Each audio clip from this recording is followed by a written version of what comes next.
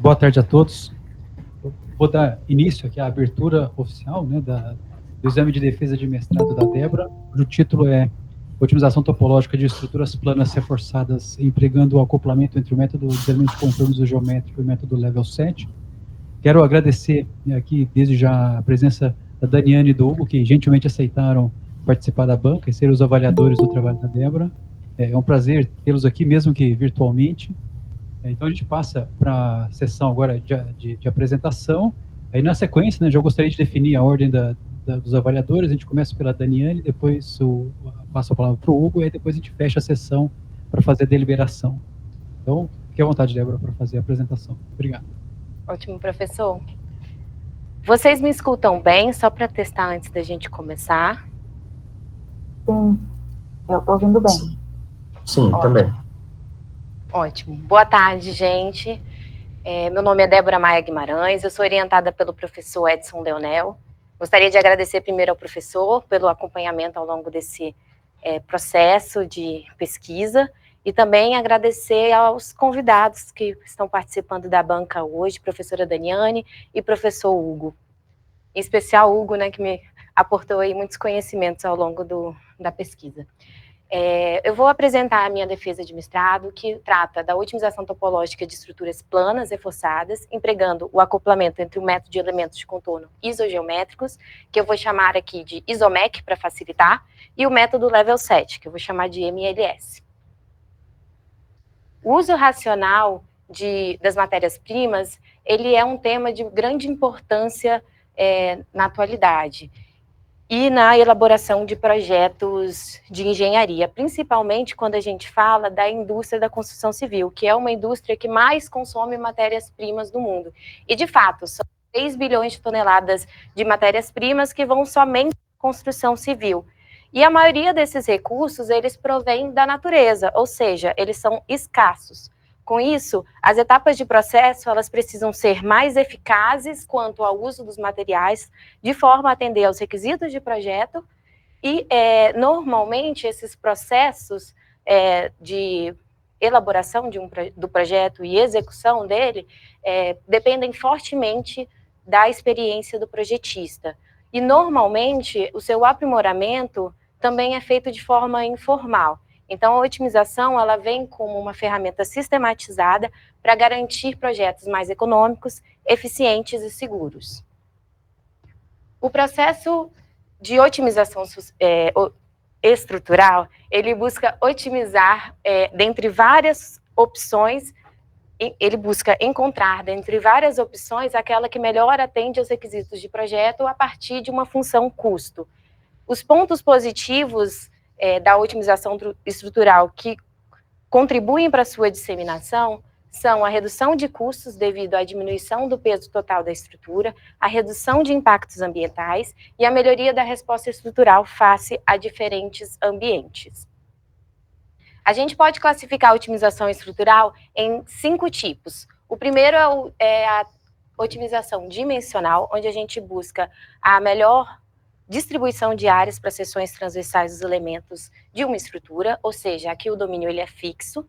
Existe também a otimização de forma, onde o domínio deixa de ser fixo e passa a ser variável, onde buscamos o melhor contorno para essa estrutura, mas não é possível você alterar a topologia, então inserir novos furos ou excluir algum contorno. Para isso, então, a gente tem a otimização topológica, como o próprio nome diz, ela já permite esse tipo de modificação. A gente começa com um domínio amplo, onde a gente conhece as condições de contorno e busca, então, a melhor distribuição de material ao longo do domínio que atenda aos requisitos de projeto. Além dessas 3, tem também a otimização simultânea, que vai juntar a otimização dimensional com a de forma, e a otimização multi-objetivos, que vai ter várias funções de custo. Quanto mais função de custo, mais difícil vai ser a convergência. A otimização topológica, apesar de parecer um tema moderno, ele nem é tanto assim, porque a primeira pesquisa ela remonta de 1900 4, que foi elaborada por Mitchell. Ele pegou os conceitos que foram descritos por Maxwell lá em 1870 e aplicou para encontrar estruturas treliçadas ótimas para um problema bidimensional com uma carga única e tensão constante. Depois disso, as pesquisas sobre otimização topológica, elas ficaram de lado por quase 60 anos. Isso porque no processo de otimização, a cada etapa, a gente precisa resolver um problema de valor de contorno. Ou seja, antigamente a gente só conseguia resolver esses problemas fazendo uma solução analítica. E isso pode ser muito complicado se você tiver condições de contorno complicadas e geometrias também.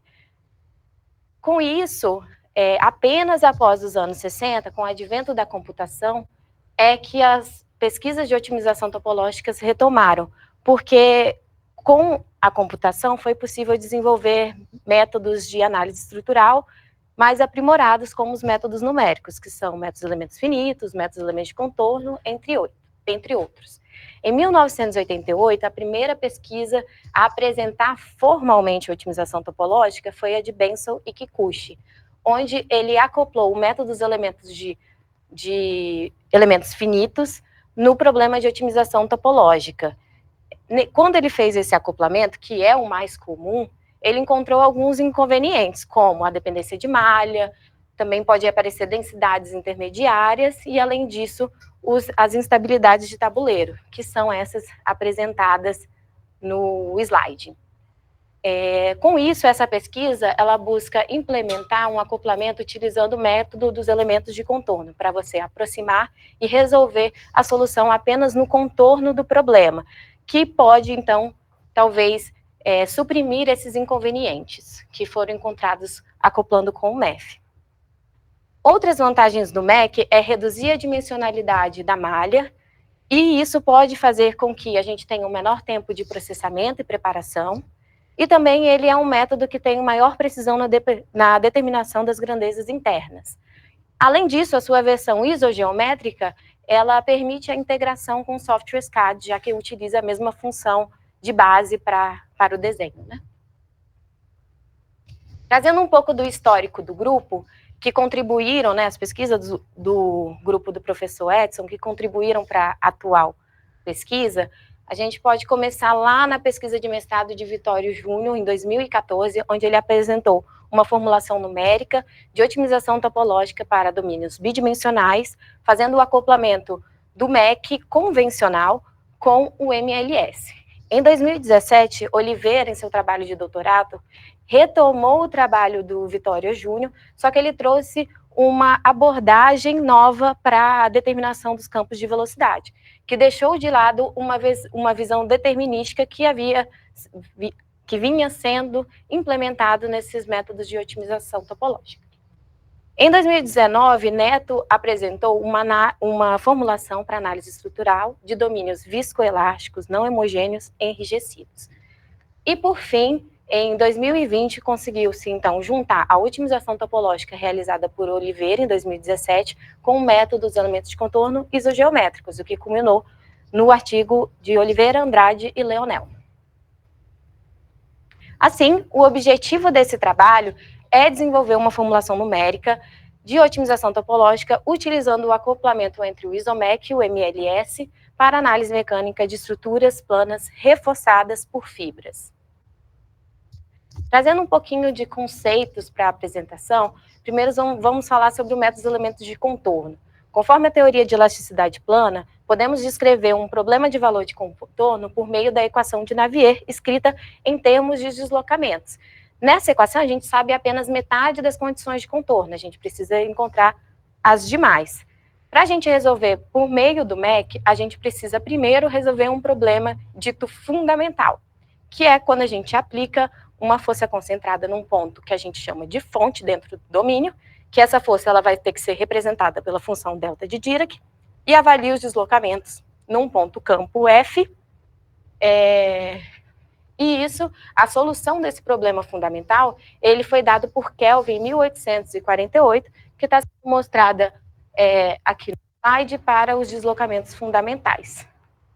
Para a gente encontrar, então, a equação integral do contorno, a gente utilizou o teorema da reciprocidade de Bethe. Aqui o estado 1 vai ser exatamente o meu problema fundamental, e o estado 2 vai ser o problema que eu quero resolver. E assim a gente chega então numa equação somigliana para o problema. Essa equação ela é válida para todo o domínio, mas a gente quer resolver um problema de contorno, então a gente precisa levá-la para o contorno. Ao fazer isso, a gente aproxima o ponto fonte do ponto campo, e isso pode gerar algumas singularidades. Então, uma forma de resolver é a gente fazer uma análise limite, chegando então na equação integral do contorno que a gente realmente utiliza aqui nesse trabalho. E a gente retirou também as forças de domínio, porque nessa etapa a gente não vai precisar.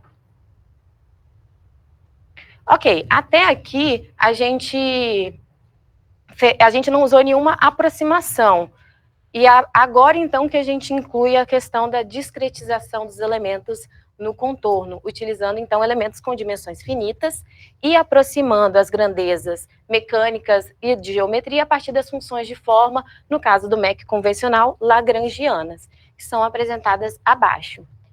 Daí, retomando a equação integral do contorno e avaliando para cada elemento, a gente chega, então, nessa segunda equação aqui, onde os núcleos integrais, eles podem ser resolvidos por meio de integrações numéricas convencionais, exceto quando o elemento contém um ponto-fonte, que aí eu preciso fazer o método da subtração da singularidade. Essa equação, ela precisa ser avaliada para cada ponto-fonte, o que vai gerar uma equação algébrica de HU igual a GT, onde as matrizes H e G vão conter as influências do núcleo T asterisco e U asterisco, respectivamente. Para resolvê-la, a gente vai impor as condições de contorno, fazendo a troca das colunas entre as matrizes H e G, e aí a gente vai ter uma equação que de um lado a gente conhece os valores, do outro a gente não conhece os valores. Resolvendo isso, a gente tem, então, aí as grandezas do contorno que a gente precisava encontrar. Com isso, a gente pode retomar nossa equação integral do contorno e calcular os deslocamentos nos pontos internos. Derivando a equação dos deslocamentos nos pontos internos, a gente chega, então, na equação de tensões para os pontos internos. Ok, para a gente falar sobre o método dos elementos de contorno isogeométricos, a gente precisa explicar um pouquinho o que são as B-splines, que são usadas como base para as NURBS, né? As B-splines, elas são uma base para funções polinomiais por trechos que precisam basicamente de 3 informações: os pontos de controle, o vetor de Notz e a ordem. O vetor de Notz, cada númerozinho desse vetor é um Notch, e o intervalo entre 2 Notts é chamado de Notch span. Esse intervalo ele pode ser nulo ou não nulo. Quando ele é não nulo, ele vai representar, então, um trecho dessa minha curva. E a forma da gente escrever essas funções de forma mais adequada para a implementação numérica é através da formulação recursiva de Cox e Debord, 1972, que aí a gente vai escrevendo para cada nível até o nível P, que é a ordem da nossa curva. As NURBS, então, elas vão ser B-splines que recebem pesos para cada ponto de controle. E aí isso leva elas para um espaço RD mais 1, e depois a gente projeta no espaço RD e encontra, então, as NURBS que serão utilizadas para a discretização do problema. Para a gente poder, então, utilizar os elementos isogeométricos, de contorno isogeométricos, a gente precisa fazer algumas adaptações nas formulações que eu comentei. A primeira delas é a alteração da definição dos elementos. Aqui os elementos vão passar a ser, então, os Notch spans. Além disso, os pontos de controle, eles podem ou não estar sob o contorno. Isso causa algumas alterações também. A gente precisa reposicionar os pontos de colocação, a gente não pode mais usar os pontos de colocações iguais ao ponto de controle. E, além disso, o termo livre que aparece na nossa equação integral, ele não pode ser mais adicionado diretamente na diagonal da matriz. A gente precisa distribuir ele no elemento que contém o ponto-fonte. Além disso, um outro ponto é que agora a gente tem 3 espaços distintos para serem compatibilizados. Então, a gente tem o espaço físico das coordenadas, onde estão os pontos-fontes. A gente tem o espaço paramétrico, que é o espaço do vetor de Notz. E a gente tem o espaço da integração, que vai de -1 a 1. Ou seja, a gente tem 3 jacobianos para serem feitos. As aproximações da geometria e grandezas mecânicas, elas vão ser, então, feitas a partir das NURBS. E a gente pode excluir aquelas NURBS que são as funções de formas que são nulas. Neste trabalho, foi implementado, primeiramente, uma rotina para análise estrutural utilizando o ISOMEC. Para validação da rotina e comparação dos resultados, a gente rodou alguns exemplos. O primeiro deles apresenta uma geometria um pouco mais complexa, com curvas, né, com trechos curvos.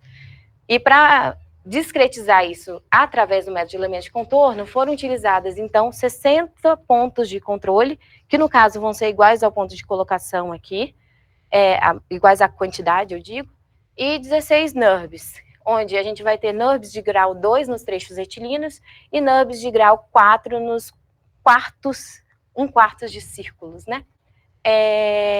Para comparar com outro método, a gente utilizou, então, o programa ANSYS, que utiliza o método dos elementos finitos. Para isso, foram necessárias mais de 180 mil nós e 57 mil elementos quadráticos. Essa quantidade a gente chegou a partir de uma análise de convergência de malha. Então, para essa quantidade foi quando a gente teve menor variação dos resultados.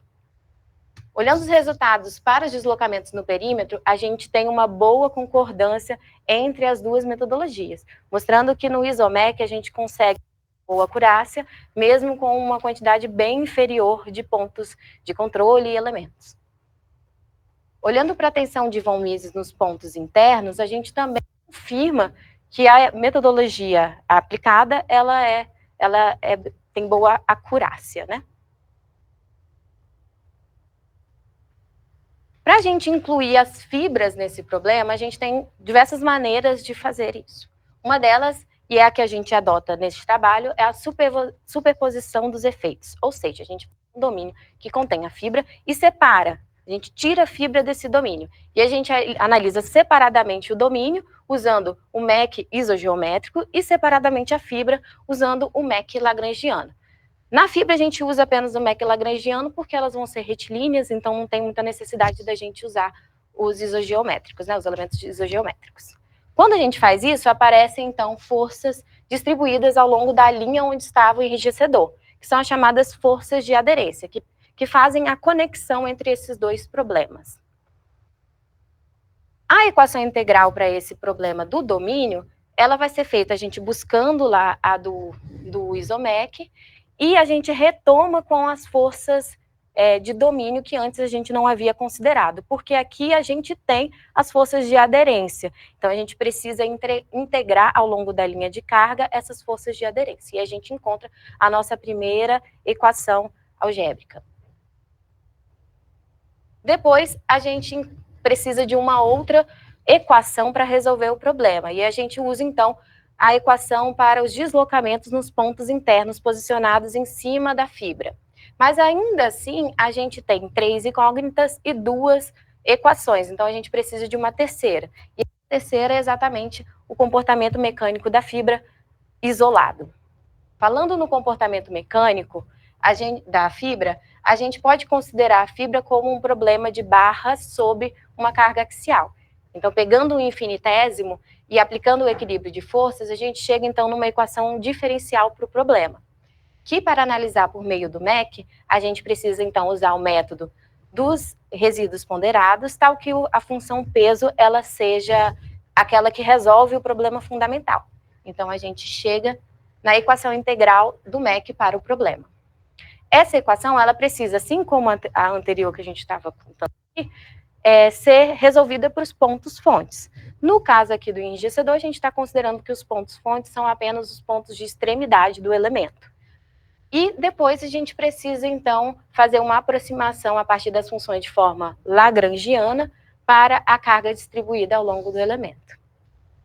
Ou seja, quando a gente fez isso, a gente está impondo que a carga distribuída ao longo do elemento ela tenha uma distribuição linear. E a gente não quer que seja assim, a gente quer que ele possa representar diferentes configurações de carregamento.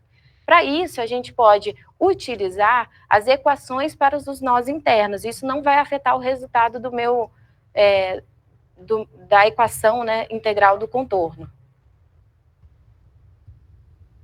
Assim, a gente tem as 3 equações e a gente precisa agora conectar os problemas. Então, a gente utiliza as equações de compatibilidade e equilíbrio, que diz o quê? Que os deslocamentos que a gente tem nos pontos onde estão os o enrijecedor dentro do domínio precisa ser igual ao deslocamento que a gente encontra quando a gente analisa a fibra separado.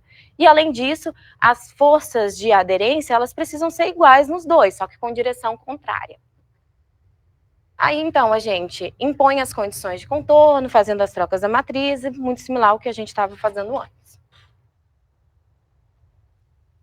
A rotina implementada anteriormente para o ISOMEC, ela foi complementada para poder inserir as fibras no problema. Então, aqui a gente vai mostrar um exemplo também da mesma forma, comparando com o ANSYS, onde a gente tem um domínio com 3 fibras na horizontal, 3 fibras verticais e 2 furos, considerando o estado plano de tensão e uma espessura unitária. Esse problema, primeiramente, foi discretizado por meio do MEC isogeométrico, utilizando 60 NURBS de grau 2 para o contorno externo e 4 NURBS de grau 4 para cada furo. Isso vai totalizar 900 pontos de colocação para o contorno e a gente ainda tem 50 elementos lagrangianos para cada fibra, que vão totalizar aí 220 pontos de colocação para as fibras. No método dos elementos finitos, a gente tem uma quantidade bem maior de elementos, são mais de 23 mil elementos quadráticos para o domínio e quase 900 elementos de treliça para os enrijecedores. Aqui também foi feita uma análise de convergência de malha para a gente chegar nesses valores. Olhando os resultados para os deslocamentos no perímetro e para as forças de superfície no perímetro, a gente vê que os métodos eles são convergentes, os dois apresentam resultados bem aproximados. Isso também a gente vai verificar ao olhar o deslocamento nas fibras verticais e horizontais. E, por fim, a gente avalia, então, a força axial nas fibras. A gente tem uma pequena diferença quando a gente chega perto da extremidade da fibra. O MEC, ele consegue pegar melhor a oscilação da força normal, e ele consegue retomar aqui a força normal nula na extremidade, que é o que a gente espera. Falando agora um pouco sobre os métodos de otimização topológica. O primeiro método foi apresentado por Benson e Kikuchi em 1988, que é o método da homogeneização. Então, ele otimiza a distribuição do material por meio da densidade do elemento, e ela pode assumir valores entre 0 e 1, onde 0 é vazio e 1 é sólido. Valores entre isso são considerados como um material poroso, né? Depois, Benson, ele, em 1989, ele trouxe o método SIMP, que é o método mais utilizado nos softwares de otimização.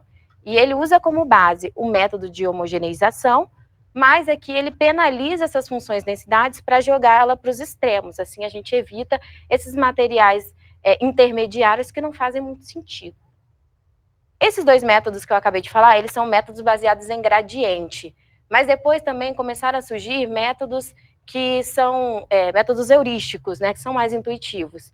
E o primeiro deles a ser aplicado para otimização topológica é o método evolucionário, apresentado por Xi e Steven em 1993, que é chamado de ESO. Nele, a gente avalia cada elemento conforme uma função de resposta, que pode ser tensão ou deslocamento. Se esse elemento tiver essa função-resposta menor do que um limite, ele precisa ser desconsiderado, e para isso a gente diminui a rigidez do elemento.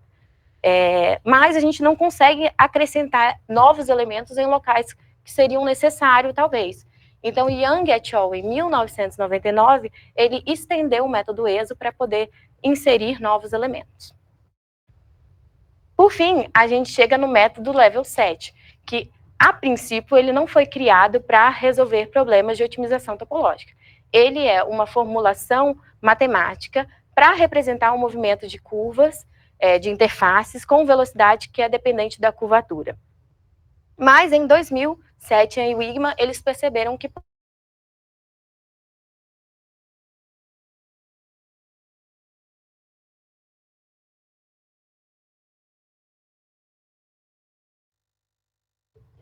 Oi? Voltou? Voltou, cortou um pouquinho, mas está de volta já. Tá de volta. Vocês querem que eu repita alguma parte? É a última frase, eu acho. Não entendi. Setian Repete e o slide, né? Setian e Wigman ali. Estava no 7 e 8. Tá bom, entendi. Ok. Então, continuando, o Setian e o Wigman em 2000, eles perceberam que o método Level 7 ele podia ser utilizado também para a otimização topológica. Isso porque ele apresenta algumas vantagens, como, por exemplo, ele tem uma melhor resposta para em torno ali do contorno, ele também permite que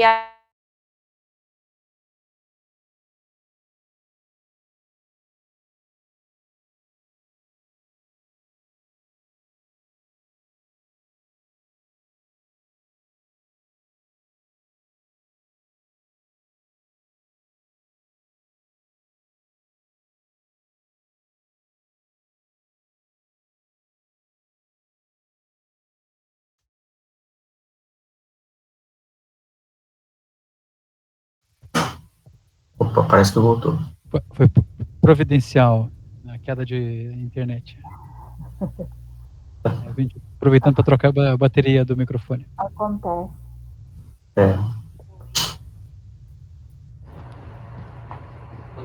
Oi, vocês conseguem me ouvir? Joia. Eu falando mais alto, nem precisa, né? Então, retomando aqui, eu estava comentando sobre o método Level 7, né, que primeiramente ele não foi criado para ser utilizado na otimização topológica, mas em 2000, o Setian e o Wigman, eles perceberam que podia sim ser utilizado. E ele apresenta algumas vantagens, ele tem uma resposta melhor para a região ali em torno do contorno, ele consegue dividir e unir novamente as curvaturas e ele evita aqueles problemas de densidade intermediária. A função Level 7, o que ela é, né? Ela é uma função de curva de nível, de uma função φ, no caso, né? E aí, quando essa função φ assume um valor de 0, a gente tem, então, o contorno do problema. Quando ela assume valores maiores de 0, a gente está dentro, então, do domínio, e valores menores de 0, ela fica fora do domínio. Agora, a gente passando essa função Level 7 para se tornar uma equação, a gente precisa primeiro que isso varie ao longo de um pseudotempo. E aí, derivando em relação a esse tempo e utilizando a regra da cadeia, a gente, então, encontra uma equação do tipo Hamilton-Jacobi, que vai, então, atualizar essas funções φ conforme uma velocidade. Mas a forma mais usual da gente apresentar a equação Level 7 é utilizando, então, velocidades normais à curvatura. Então, a gente faz uma modificação matemática aí, para chegar nisso. Para resolver a equação Level 7, a gente precisa utilizar métodos numéricos, e o que nós vamos utilizar aqui é o método das diferenças upwind, porque ele é simples.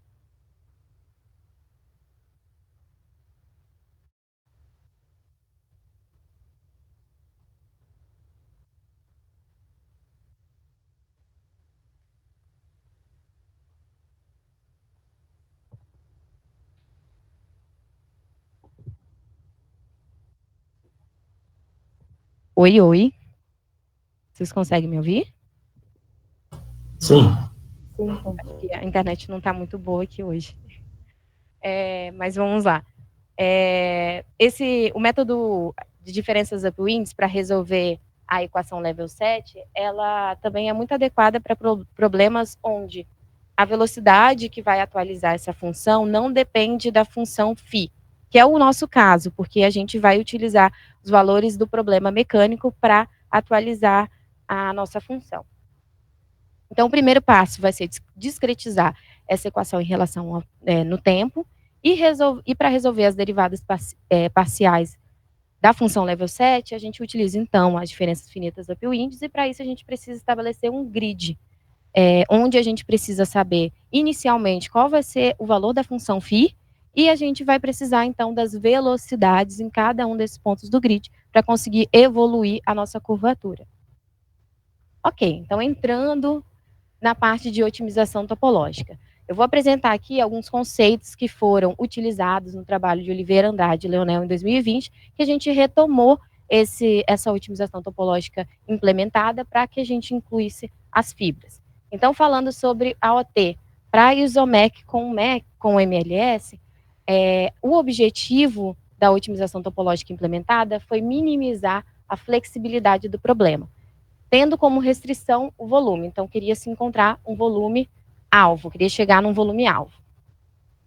A gente pode escrever esse problema de OT em uma única formulação a partir do lagrangiano aumentado, onde C é a nossa flexibilidade do problema, e a gente tem aqui também parâmetros arbitrários que servem para impor a restrição de volume do problema. Ok, mas como é feito esse acoplamento entre um problema mecânico, que é resolvido pelo ISOMEC, e um problema de OT, onde as curvaturas são atualizadas conforme o MLS? Isso pode ser feito a partir do campo de velocidades, e é uma forma que já é muito adotada na literatura. Mas a diferença do trabalho de Oliveira, Andrade e Leonel, em 2020, foi exatamente trazer uma abordagem de análise de sensibilidade de forma, que havia sido apresentada por Aller, Juve e Toder em 2004. Isso é, basicamente, a gente avaliar o gradiente descendente do nosso lagrangiano, né, da nossa função de forma, lá, que é aquela equação lagrangiana. E aí, as velocidades, elas passam a depender, então, de uma variável que é a densidade de energia de deformação, que ela depende dos resultados mecânicos. Ou seja, a nossa velocidade normal, que atualiza a função level 7, depende de valores do problema mecânico. Só que essa equação, ela define as velocidades para o contorno. E como eu falei lá atrás, a gente precisa saber as velocidades em cada ponto do grid.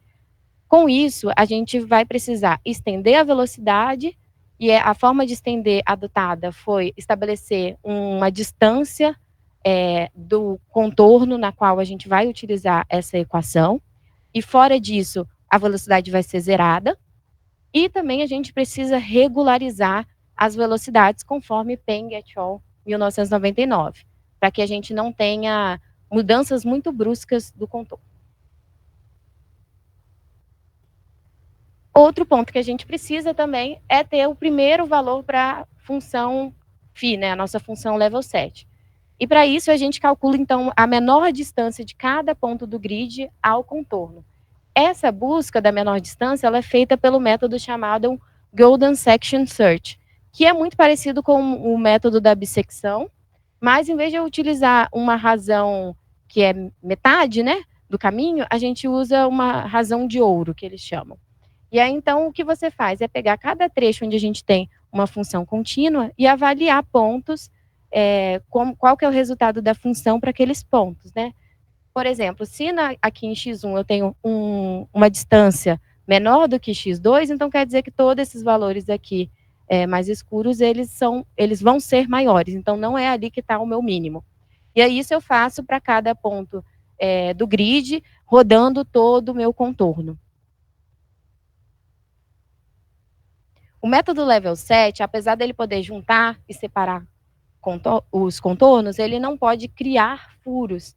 Então, para que a gente consiga ter a otimização topológica, a gente adotou também um critério de alteração da topologia, que no caso foi utilizando as tensões de von Mises nos pontos do grid. Então, cada ponto do grid é um candidato para receber o furo. Então, eu vou olhar qual que é a tensão que ele tem naquele ponto, e eu comparo com um limite, que vai ser uma proporção da primeira, da tensão máxima de von Mises na primeira iteração. E essa proporção, que é o meu ρ, ela é chamada de taxa de remoção. E ela pode ser atualizada ao longo das iterações. Esses valores, eles são inseridos pelo usuário, são dados de entrada. Além disso, a gente precisa estabelecer também um critério de parada. E para isso, o critério de parada, na verdade, são dois. Primeiro, é preciso que o volume seja menor do que o alvo, que é a minha restrição, e eu também preciso chegar num platô ali de flexibilidade, que vai dizer que a minha estrutura ela não está modificando muito de uma iteração para outra.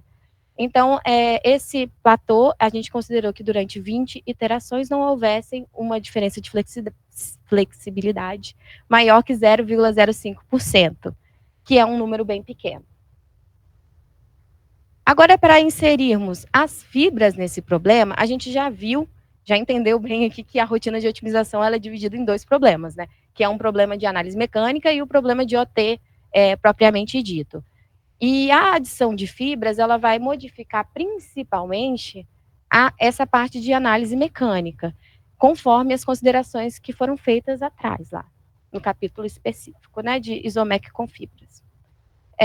As informações que são necessárias para a evolução da OT, elas são a malha do contorno, que é o que define a função level 7, e também a gente utiliza para resolver o problema de contorno via Isomec.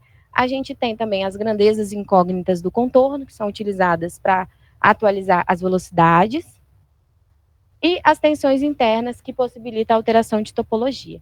Basicamente, a gente vai mudar esses dois últimos pontos para incluir as fibras. E uma outra coisa também é que a gente precisa estabelecer algumas premissas para a implementação do código. A primeira delas é que eu preciso pré-definir as características geométricas e mecânicas dos enrijecedores. Então, isso é um dado de entrada. Além disso, a gente tem também que os enrijecedores, eles devem ser atualizados a cada iteração, porque o contorno vai mudar e aí ele pode ficar de fora do domínio, então a gente precisa tirar. Mas, para a gente conseguir fazer esse código, eu considerei como premissa que a gente pode retirar totalmente, parcialmente, dividir o enrijecedor, mas a gente não pode criar ele em um local que é diferente daquele que a gente já tinha enrijecedor na primeira iteração. Ou seja, se eu tenho um problema aqui com 3 enrijecedores, que eu formulei assim inicialmente, eu posso, ao longo das iterações, por exemplo, retirar parcialmente o enrijecedor, o primeiro enrijecedor aqui, mas eu não posso criar um novo entre esses dois. Além disso, a gente tem também como premissa que os pontos do grid não podem coincidir com os nós da malha dos enrijecedores. A equação, aí agora vem para as alterações, né, que foram realmente realizadas. Então, na parte de análise numérica, a gente trocou do Isomec pelo conjunto de equações do Isomec com fibras. E a adição, também a gente precisou adicionar as tensões, as contribuições das fibras nas tensões internas. Outro ponto que aí já não é dentro da parte da análise mecânica, e sim na parte de otimização, é que a gente precisa identificar as partes do enrijecedor que saíram do domínio. Então, como que isso foi feito? Dando um zoom aqui num problema, por exemplo, que foi evoluído e cortou o enrijecedor, a gente calcula para cada ponto do nó a função level 7, já que a gente sabe calcular por meio da distância mínima e o método da Golden Section Search. E aí a gente estabelece que se essa função level 7 ela for menor que o limite, então quer dizer que aquele elemento ele está fora do domínio. E ele deve ser suprimido. E aí a gente vai rodando cada nó e vai verificando se está dentro ou está fora. E depois a gente guarda, então, o nó inicial, o nó final e a quantidade de elementos que tem para cada enrijecedor que ficou no domínio. E isso é o nosso dado de entrada da otimização topológica. Vamos agora para os exemplos de aplicação da formulação numérica de OT com o Isomec acoplado com o MLS e fibras implementada nesse trabalho. A gente rodou 2 exemplos. O primeiro deles é o exemplo do console curto, que ele é bem conhecido na literatura para domínio não enrijecido, mas a gente não tem nenhuma referência para domínio enrijecido. Então, a gente começa com ele para comparar com o sem enrijecedor.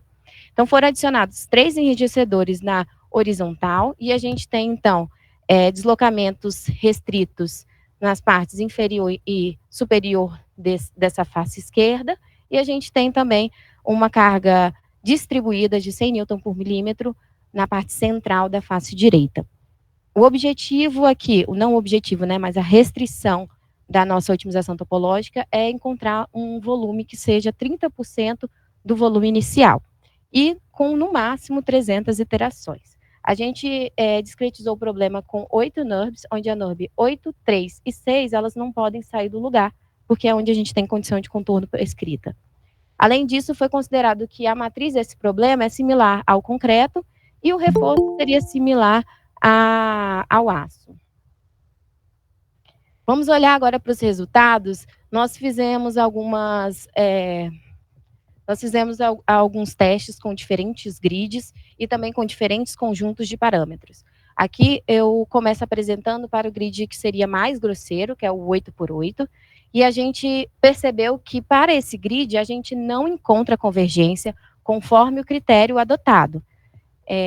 Na maior parte do conjunto de parâmetros, a gente tem uma falha precoce da minha otimização topológica, porque ele caminha muito rápido para o volume-alvo e ele cria regiões de estrangulamento.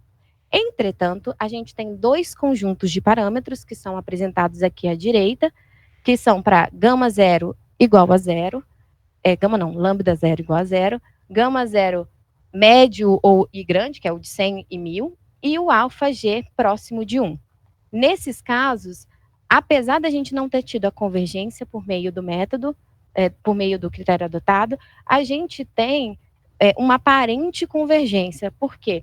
A flexibilidade ela sobe, depois ela vem para um patamar com variações pequenas de flexibilidade. Quando a gente olha as últimas iterações, a gente vê que a geometria ela fica ali oscilando entre uma geometria ótima.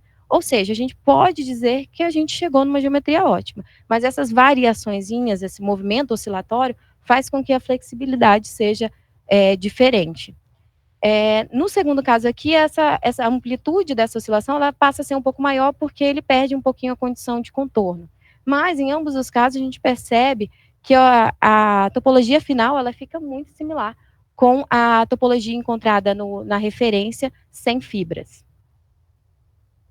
Quando a gente olha para grids um pouco mais refinados, o 4x4 e 2x2, a gente vai perceber agora que sim, a gente consegue alcançar a convergência conforme o critério adotado para aqueles dois conjuntos de parâmetros que eu mostrei atrás, tanto no 4x4 quanto nos 2x2. E aqui são mostradas essas evoluções, a gente vê que passa a ser muito mais suave, mas a topologia final ela é a mesma que a gente encontrou lá atrás, assim, bem similar, né? No grid 2x2, a gente tem mais conjuntos de parâmetros que evoluem, mas eles têm o contorno muito irregular, e cada pequena alteraçãozinha do contorno faz com que eu tenha uma mudança de flexibilidade maior, né? Então, ele não chega a convergir nesses outros conjuntos, mas a gente consegue perceber também uma convergência. No geral, foi possível depreender desses testes que o lambda 0 é um parâmetro que, neste caso, ele não influencia tanto assim na otimização topológica. O alfa G e o gama 0, sim, eles influenciam. E o alfa G ele precisa ser próximo de 1, mas quando ele é próximo de 1 e o gama 0 pequeno, ele faz com que o volume-alvo seja atingido muito rápido e tenha aquele estrangulamento. Mas quando o gama 0 é um pouquinho maior, aí já fica melhor os resultados. Olhando um pouquinho sobre o impacto das fibras para o problema enunciado, a gente teve como premissa, então, um conjunto de parâmetros que deu certo, que a gente viu mais atrás, para o grid 4x4, e a gente considerou para 3 configurações diferentes de enrijecedor a existência ou não de fibras, e fibras com 50 gigapascal e 210 gigapascal. No primeiro caso, que é esse que a gente está apresentando, quando a gente usa o exemplo sem fibra, com fibra 50 gigapascal e 210 gigapascal, a gente percebe que a gente não tem uma alteração de topologia conforme a fibra vai participando mais ali do domínio. Mas a gente tem um aumento de rigidez, porém esse aumento é bem pequeno, é menos de 1%. Quando a gente vem no caso 2, que a gente tem então fibras na vertical e na horizontal, a gente percebe que também a topologia continua a mesma para as diferentes configurações aí das fibras, não configuração, né, mas de módulos de elasticidade. E aqui a gente tem uma maior rigidez para as fibras com 210 gigapascal, mas também é pequena, em torno ali de 3%. No caso 3, o que a gente fez? Como as fibras elas têm resistência apenas ao longo do comprimento, a gente pensou então em posicioná-las de forma que ficassem paralelas às tensões principais, que é o caso aqui de baixo. Neste caso, a inserção da fibra ela aumenta e muito a rigidez do problema. Chega aí a 68% menos flexível do que o caso sem fibras. Entretanto, quando o contorno ele vai caminhando ali para a geometria ótima, ele depois fica oscilando. A gente não tem convergência nesse caso do problema, mas ele fica oscilando ali em torno do enrijecedor. E à medida que ele entra um pouco mais, por conta daquele critério de exclusão dos elementos do enrijecedor, ele tira o elemento do enrijecedor e coloca, tira e coloca. Como aqui a contribuição ela é muito maior do enrijecedor, cada vez que ele tira um pedaço dele, a flexibilidade sobe muito. Então, a gente tem muita oscilação de flexibilidade. Problema.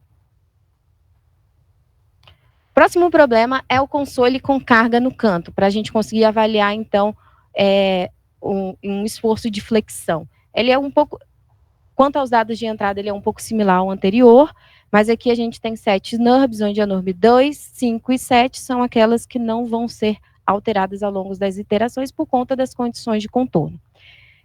Também, o volume final precisa ser 30% do inicial, e aqui a gente fez essa análise apenas para um grid 2x2, que seria um grid já com um refinamento bom.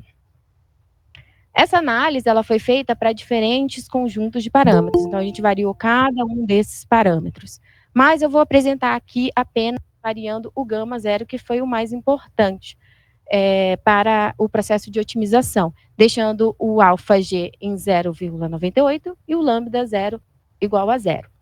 A gente também considerou a taxa de remoção inicial igual a 5, que sendo atualizada a cada 50 iterações em 5%. Para o gama zero pequeno, menor de 10 a menos 1, a gente não tem convergência e acontece aquele problema de estrangulamento. Quando o gama zero ele é igual a 1 ou 10, a gente consegue prosseguir um pouco mais nas iterações da OT, mas ela também não vai convergir conforme o critério adotado. A gente percebe que no início cria-se um furo muito grande, e aí você aumenta muito a flexibilidade do problema, depois ele vai caminhando para uma redução dessa flexibilidade e uma aparente estabilização. Só que não tem um furo, e esse problema a gente conhece muito bem. Primeiro aqui eu quis avaliar exatamente sem fibra, para a gente encontrar qual é o conjunto de parâmetros que seria ideal.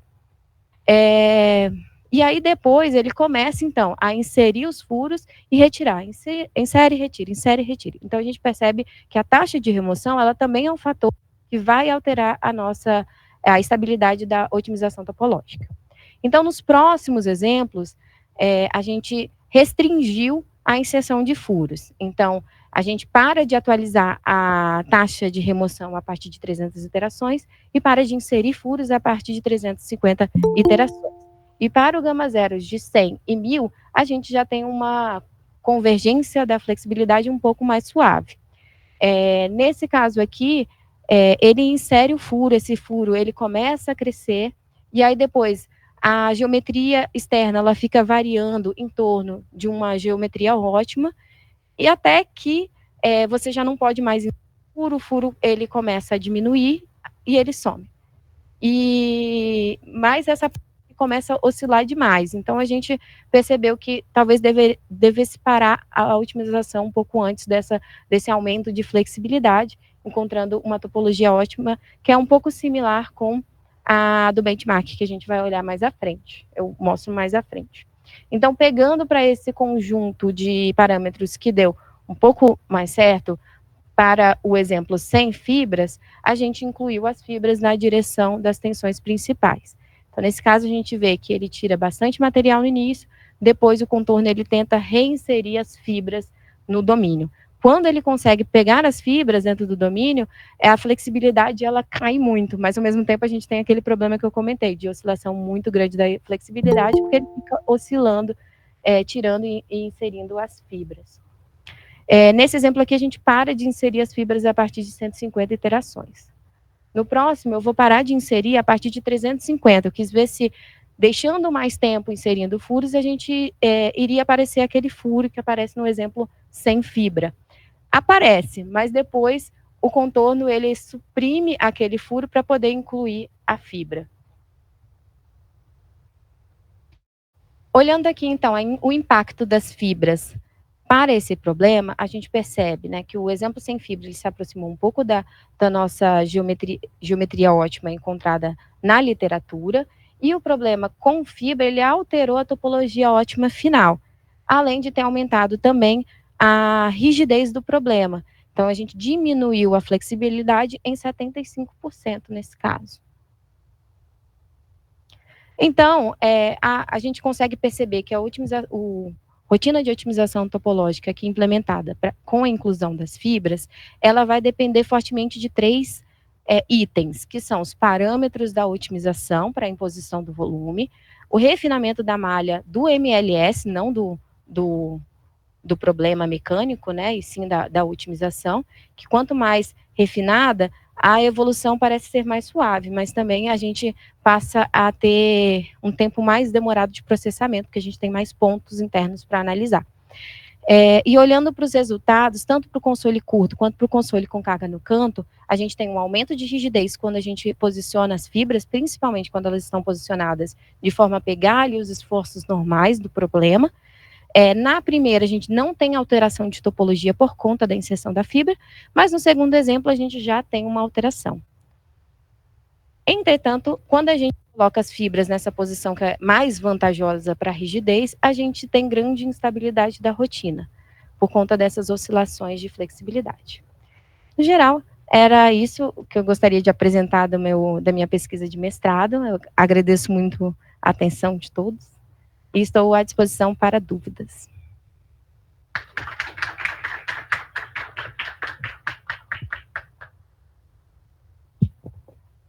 Muito obrigado, Débora, pela sua apresentação. A gente parte agora para a fase de arguição.